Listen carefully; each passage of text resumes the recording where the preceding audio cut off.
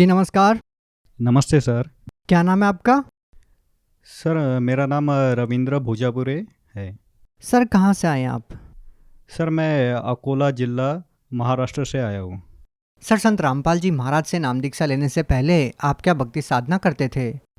Sir जी हम महाराष्ट्र में होने के कारण पारंपरिक देवी देवताओं की भक्ति वगैरह करते थे। जैसे कि महाराष्ट्र में जैसे गणेश जी की पूजा वगैरह होती है बहुत सारे पैनामे पर।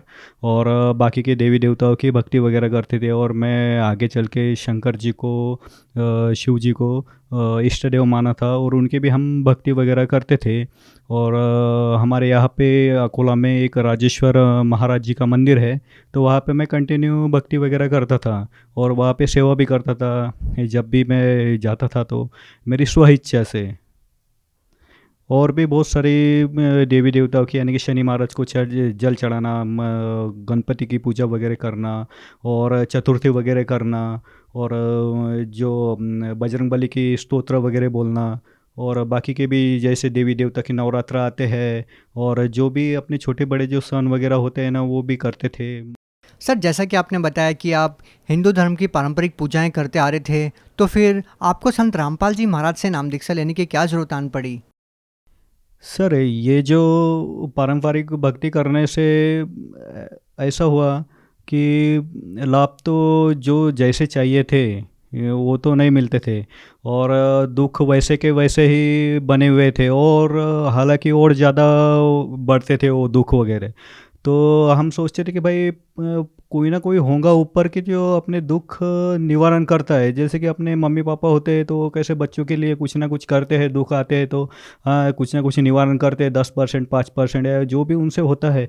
लेकिन ऐसा परमात्मा तो कोई ना कोई होगा ना। तो वो जैसे कि अपने कुछ ना कुछ सुनेगा और अपन वो अपने जो भी दुख है वो कम से कम आधे परसेंट वो भी 50% वो भी कम करेगा। तो ये सोच से मैं परमात्मा की भक्ति वगैरह भी करता था लेकिन लाभ वगैरह उनसे कुछ भी नहीं मिलता था। तो एक दिन ऐसा हुआ कि मैं सत्संग देख रहा था टीवी पे। तो टीवी पे सत्संग देख रहा था यानी कि सभी धर्मगुरुओं के सत्संग वगैरह देखता था दास। तो देखते देखते एक दिन गुरु जी का सत्संग लग गया। गुरु जी बोले तो संत रामपाल जी महाराज जी का सत्संग लग गया 7:40 पे है। 7:40 पे उस टाइम पे 2013 में 7:40 पे सत्संग आता था। तो मैंने देखा, मैंने बोला ये गुरुजी है। तो वहाँ पे ऐसा उनके स्क्रीन पे ऐसा लिखा है कि संत रामपाल जी महाराज जी। तो मैंने बोला ये गुरुजी कैसे क्या है, ये संत रामपाल जी महाराज जी कैसे है, संत कैसा क्या है इनके आगे लगे यानी कि लिखा है। तो मैंने बोला संत तो अपन अपन अपन तो ये पहचान करते हैं कि भाई संत को तो बहुत सारी दाढ़ी वगैरह होती है, जटा वगैरह उनकी बड़ी रहती है, बहुत सारे मुंडन वगैरह करते हैं या कुछ रुद्राक्षी की माला चंदन वगैरह लगाते हैं।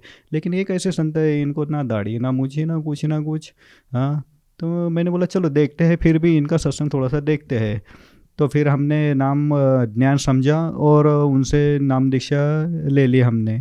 सर जैसा कि आपने बताया कि पहले जो आप पारंपरिक पूजाएं कर रहे थे, उन पूजाओं को करने से आपको कोई विशेष लाभ नहीं मिला, तो क्या संत रामपाल जी महाराज द्वारा दी गई भक्ति साधना को करने से आपको कोई लाभ मिला? हाँ, बहुत सारे लाभ वगैरह मिले और दैनंदिन जीवन में तो बहुत सारे छोटे बड़े लाभ होते ही रहते हैं।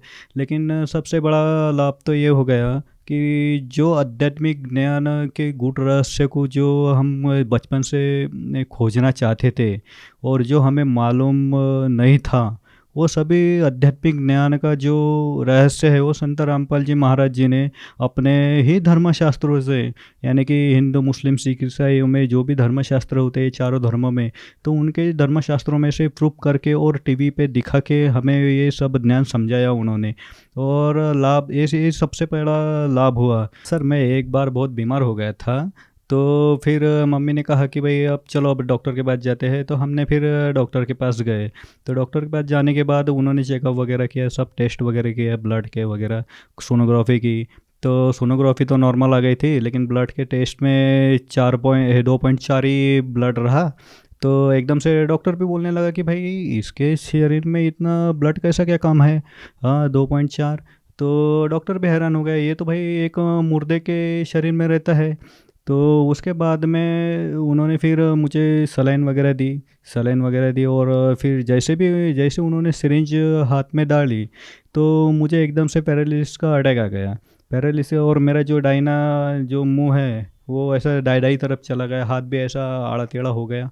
और फिर उसके बाद में ऐसा हुआ कि सर जी कि मैं यानी कि मैं पूरा ही अनकॉन्स्टेबल हो गया, यानी कि मेरा दिमाग कुछ भी काम नहीं करता था। और मैं तो किसी को यानी कि देख भी नहीं पा रहा था मैं, यानी कि मेरे आंखों से भी कुछ दिख नहीं रहा था और मेरा माइंड भी कुछ काम नहीं कर रहा था।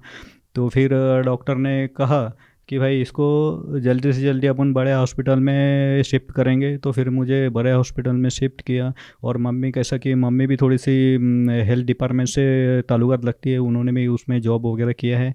तो उन्होंने फिर मुझे थोड़ा सा हाथ पाँव मसले वगैरह और ब्लैंकेट वगैरह डाला। तो फिर और मम्मी ने कहा कि भाई आपको जो अपने गुरुजी ने जो संत रामपाल जी महाराज जी ने जो नाम उपदेश में जो मंत्र वगैरह दिए हैं उनका आप जाप करो। लेकिन मेरा मेरा माइंड तो सिर्फ इतना ही था कि मैं मुझे मंत्र जाप तो कुछ होते नहीं थे, सिर्फ मैं संत रामपाल जी महाराज, संत रामपाल जी महाराज सिर्फ ऐसा कहता था। तो उतने कहने मात्र से ही मेरा जो पैरालिसिस का अटैक है वो 10 मिनट में जो जो मुंह ऐसा टेढ़ा हो गया था वो पूरा सीधा हो गया। सीधा सीधा होने के बाद फिर हमने थोड़ा सा ऐसी सा यानी कि राहत ली मम्मी ने, क्योंकि मैं तो पूरा ये अनकॉन्स्टेबल था, यानी कि मेरा माइंड वगैरह कुछ भी नहीं काम करता था। फिर मुझे बड़े अस्पताल में भर्ती वगैरह तो किया था उस टाइम पे, उसी दिन 20 20 को। तो उसके बाद में फिर 2 दिन 3 दिन मैं आईसीयू में था। और उसके बाद में फिर मैं किसी को यानी कि कोई मिलने के लिए आता था, दोस्त वगैरह या मम्मी वगैरह, तो मैं 2 4 मिनट तो उनको पहचान ही नहीं पाता था, डॉक्टर को भी नहीं पहचानता था। और इस प्रकार से मैं बहुत यानी कि परेशानी में था। और फिर उसके बाद में मम्मी ने कहा कि भाई आप गुरुजी का नाम वगैरह लिया करो, सत्संग वगैरह सुनो, और कान में लीड वगैरह लगाते थे। तो अच्छा अच्छा फिर महसूस होने लगा। फिर 2 3 बैग ब्लड की चली तो फिर मैं थोड़ा सा माइंड वगैरह सेट हो गया और सबको फिर अच्छे से पहचानने लगा। तो ये मेरा दूसरा लाभ है सबसे बड़ा। और सर जी उसी टाइम पे यानी कि जो 8वें महीने में, जैसा मैं 20/8 को 2020 में भर्ती हुआ था, तो उसके 8 15 दिन के बाद ही मम्मी को और छोटे भाई को कोरोना हो गया था। और उस टाइम पे कोरोना का इतना भयंकर प्रादुर्भाव था कि जिसको कोरोना हो गया तो कैसा कि ऐसा समझते थे कि भाई ये बस अब मर गया। और उस टाइम पे ऐसा हुआ था, छोटे भाई का तो ऑक्सीजन लेवल ही बहुत कम हो गया था, तो उसको ऑक्सीजन भी लग गया था। हम सभी जन घबरा गए थे, क्योंकि मेरी भी हालत ऐसी थी पहले कि मैं भी बहुत फीवर में था और एकदम मेरा ब्लड 2.4 पे आ गया था। तो यानी कि प्रॉब्लम आ ही गई थी। लेकिन और इसके बाद में ये भाई को कोरोना हो गया था 2020 में। तो उसका जो ऑक्सीजन लेवल है वो कम हो गया था। कम होने के बाद उनको ऑक्सीजन लगा था। और हमने फिर घर पर ही जोत वगैरह लगाई जो गुरुजी बताते हैं, यानी कि संत रामपाल जी महाराज जी बताते हैं।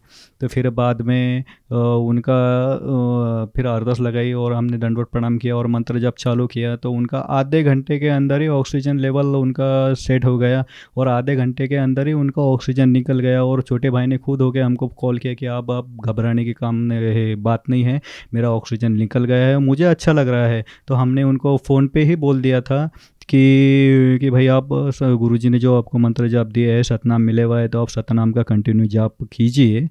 तो वो वजह से वो पूरी तरह से उस टाइम पे गुरुजी ने यानी कि हमारे वो दया बख्श दी। और मम्मी को इस साल में 5वें महीने में कोरोना हो गया था। तो उनका भी हमने अरदास वगैरह लगाई थी। तो उनको भी परमात्मा की दया से वो तो घर पर ही ठीक हो गए थे, क्वारंटाइन थे घर पे। और परमात्मा ने उनको भी बख्श दिया, क्योंकि उनकी भी एज बहुत थी, 65 के करीबन थी। तो अभी वो भी अच्छे से है परमात्मा की, वो भी सब जने भक्ति वगैरह करते हैं। सर, जैसे कि आपने बताया कि संत रामपाल जी महाराज ने आपको इतने सारे लाभ दिए हैं, तो जो लोग आज भी पारंपरिक पूजाओं में आरूढ़ हैं, उन लोगों को आप क्या संदेश देना चाहते हैं, क्या कहना चाहते हैं? सर मैं उन सभी भगत आत्माओं से और सभी समाज के लोगों से, हिंदू, मुस्लिम, सिख, ईसाई सभी धर्म समाज से यही कहना चाहता हूँ कि भाई आप संत रामपाल जी महाराज जी के सत्संग सुनिए, विविध चैनलों पे आते हैं, उनसे ज्ञान समझिए और उन वो जो ज्ञान जो धर्म ग्रंथ खोल खोल के बताते हैं हिंदू, मुस्लिम, सिख, ईसाइयों के, वो धर्म ग्रंथों को आप चेक कीजिए, आपके घर में भी जो होंगे तो उसको भी आप चेक कीजिए कि भाई सच में ये संत रामपाल जी महाराज जी ये जो ज्ञान बता रहे हैं टीवी पे वो सच है क्या नहीं। कैसा जब आप वो देखोगे तो आपका जो जो विश्वास है ना वो और भी बढ़ेगा, क्योंकि अपने ही धर्म ग्रंथ है और अपना ही विश्वास वो कैसा आप देखोगे तो वो विश्वास बढ़ेगा, तो इससे आपकी भी भक्ति में दृढ़ता आएंगी। और इसलिए कहते हैं कि भाई आप जल्दी से जल्दी संत रामपाल जी महाराज जी का कम से कम रोज़ विविध चैनलों पे सत्संग आता है वो अवश्य देखिए आप। जी बहुत बहुत धन्यवाद। जी, नमस्ते।